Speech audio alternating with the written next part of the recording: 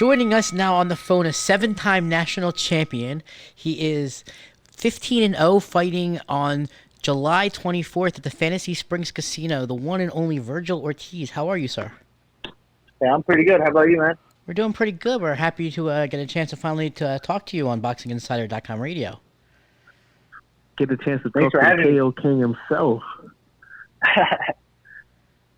The KO King. What's up, champ? How you feeling, man? I'm pretty good, man. 15-0 in California. 15-0, 15 knockouts. What's up? What's behind those numbers, man? What's behind those numbers, man? Is that it's just hard work, man. Just making sure my technique is right, making sure all my punches count. That's all that is. There's no mythical science behind all that. It's just making sure that everything's supposed to be the way it's supposed to be. I don't know. That overhand right seems pretty vicious, brother. I don't know. that overhand right seems pretty vicious, man. I mean, you've been getting guys out of there and 6 and under, man. 6 and under. I mean, like moving forward, like now it's like, what can we expect now? You know, as the competition gets stiffer, like the guy that you're going in the ring with on the 24th, he's been in the ring with 4 world champions. He's been there with Errol Spence. You know, you and Errol have been having your little thing going on back and forth on social media. Is this like a measuring stick for you? Yeah, like, it could be get him out faster? I don't care about getting them out, honestly. The only thing that I care about is that I win and that I look good doing it, you know? Because sometimes, I can knock out some of these guys, but I won't look good doing it, you know? My dad used to tell me after some fights where I would stop some guy like, no, you didn't look good doing that. You didn't do what you were supposed to do. And, I see it now. You know, you have to look a certain way. Just because you stop someone doesn't mean you did good. And just because you didn't stop someone doesn't mean that you didn't do good, you know? So it's just a matter of perspective. Yeah, I mean, this guy, he's a savvy veteran. I mean, he's went the distance with Amir Khan. He lost a split decision with Luis Collazo, another world champion. And he just had an upset win like a year ago with a guy that's like 28-0. I mean, he's durable, you know what I mean? Yeah. Like, what's your strategy, champ? I mean, the strategy, to be honest, I don't want to give too much away. But, we work on a few stuff. We know that he's going to come forward. He's not going to be one of those fighters that have to go and catch and sit down and stuff. He's going to come to fight. He's going to come to prove that he's still a fighter. He's still a live dog. And, we're just going to be ready for that. We're going to make sure that we're ready for anything that he throws in our way.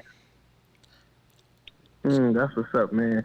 I know this was like this time right now with the pandemic has been like a little damper. I mean, you just was like Ring Magazine of the Year, Prospect of the Year. You know what I'm saying? That's a great and high honor. I mean, it's like now you're back and you're able to get in the ring and you're going into a place where there's no fans. Like how does that affect you? Or does it affect you at all? I don't think it's gonna be a too big of an effect, because in the gym we spar with no fans or anything like that. Anyone cheering us on, and it can be a lot more competitive in sparring, especially since there's no fans. You can hear a lot more. You can hear a lot more, like, let's say if I hit someone in the body, you can hear them grunt or something. It'll be more raw, and people watching from home will be able to hear that. Yeah, I mean, it has its benefits, I mean, it has its benefits to some, you know what I mean? But moving forth, like, where do you see yourself? Because I'm looking at you. You're a big kid. I've noticed you're back in the ring and stuff like that. You're 22 years old, and you're 147 pounds, and you're 5'10". Do you see you being at 147? How long do you see yourself there before you actually like get into your man body, your strength, and you get to your peak? Like, do you see yourself in any other weight classes after this? Oh, yeah. I mean, I'll definitely be like 160 by the end of my career. 160, 168, something like that. I can't really tell right now. Still a puppy, I guess. That's what my dad tells me. Still a puppy. But, I don't know. I just, as far as how long I'm gonna stay at 147, I really don't know. You know, I've only been in this weight class for about a year now, just a little over a year. Um, I'm not leaving until I get a world title. That's just the bottom line, you know. And I That's feel like I the can do it bottom pretty line. Now this is where we going. This is where we gonna turn it up the heat just a little bit, champ. Who's on the hit list, man? Who's on the hit Well, list, you know, man?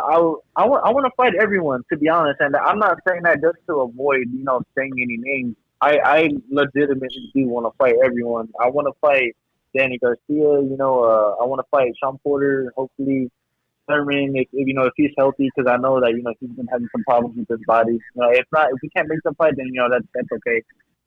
Down the line, no, I do want to fight Arrow. I want to fight Crawford. You know, Ugas is definitely another great fighter right there. I legitimately want to fight everyone. I mean, can you elaborate on what was happening on social media with you and Errol Spence? Like, I was like sitting there, like I could never really grasp what was going on, and like everybody had so many posts and so many comments on it. Like, can you elaborate with us? Like, what was happening? Did you guys spar or something, or what happened?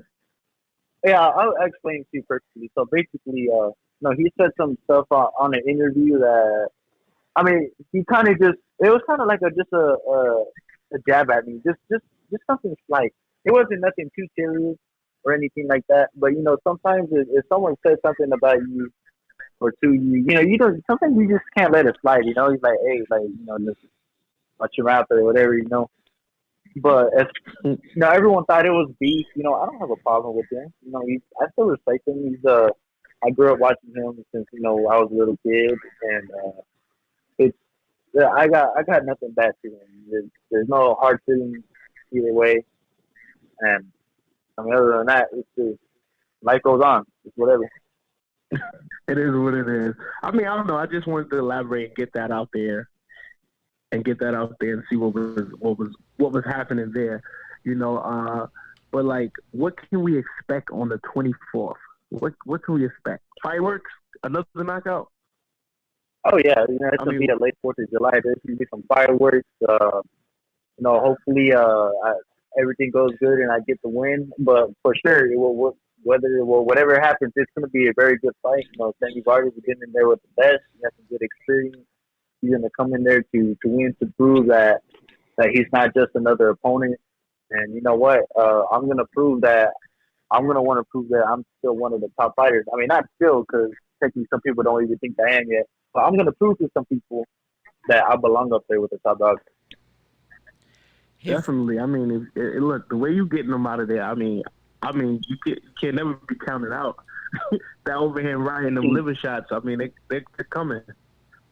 Yeah, I mean, you definitely have a very balanced attack, body and head. I'm loving like your progression. You know what I mean?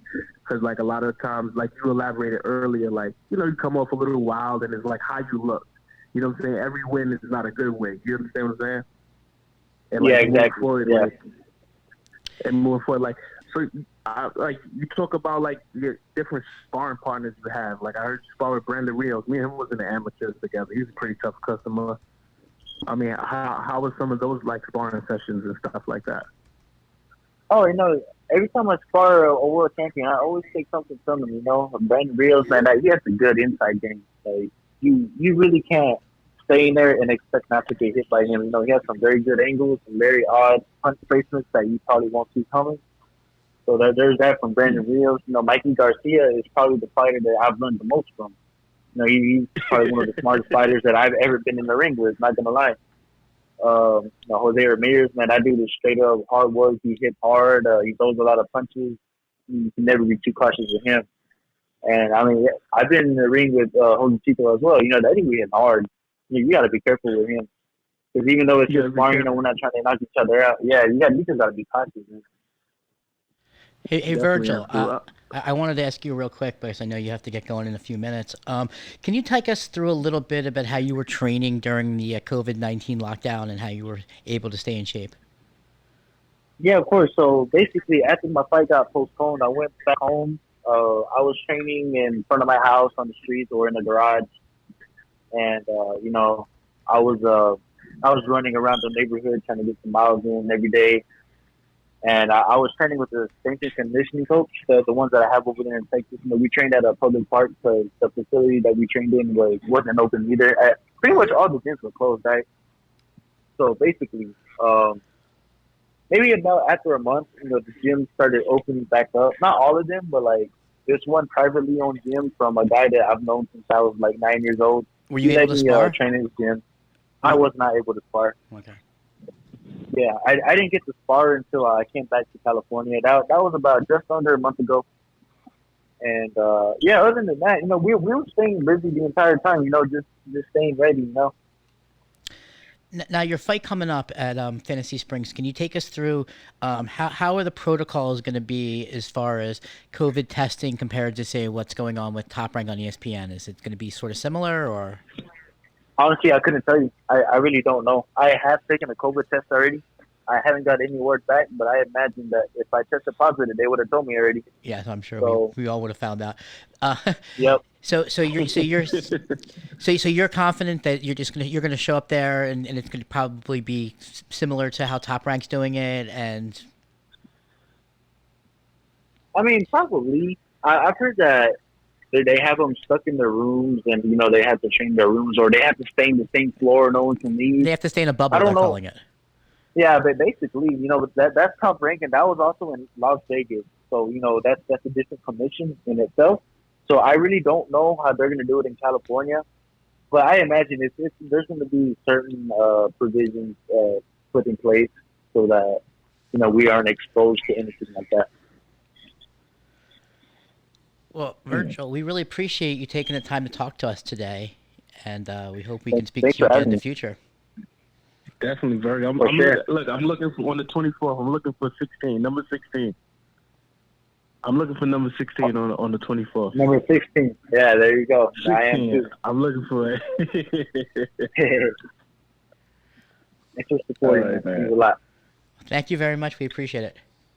Thank you. Hello? Yeah.